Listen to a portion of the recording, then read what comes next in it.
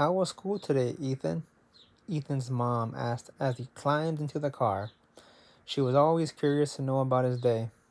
Fine, Ethan muttered as he began rummaging through his bag. He never really understood what he was supposed to tell her. It had been a perfectly ordinary day at school. What did you do? She asked again, trying to start a conversation. Nothing, Ethan replied, now barely listening. He had already turned his attention to the 3 text messages awaiting him on his phone. Ethan's mom sighed. I'm pretty sure that I wasn't this distracted when I was your age, she remarked. Your grandmother and I used to have actual conversations. Huh? Ethan asked. He hadn't really been listening. Nothing, his mother replied sadly as she started the car and drove slowly away from the school. 10 minutes later, Ethan finally looked up from his phone. What are we doing here? He asked, noticing they were at a supermarket he had never been to before. Grandma is coming over for dinner tonight, and this is the recipe for her favorite raspberry cheesecake, Ethan's mom said as she pulled a piece of paper out of her purse. I know this place will have all the ingredients we'll need.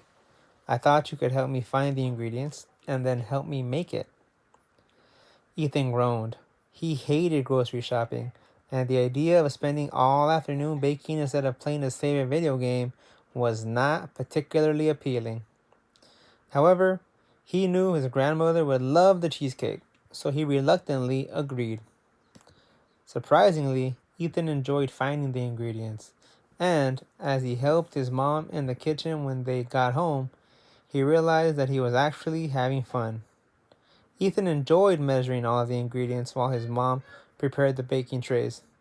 While all of this was happening, the two actually talked, and Ethan remembered several interesting things from school that had happened that day.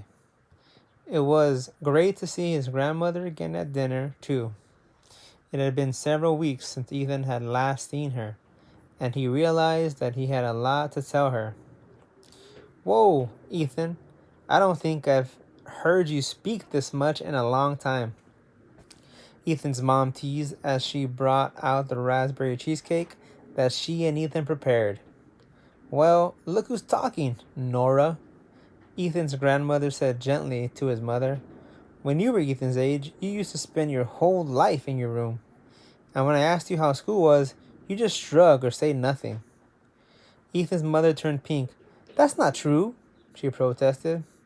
In fact, Ethan's grandmother winked at Ethan. I had to get her to help me make this very raspberry cheesecake to even get her to talk to me. From the other side of the room, Ethan's phone beeped. But Ethan realized that his conversation with his mother and grandmother was much more interesting.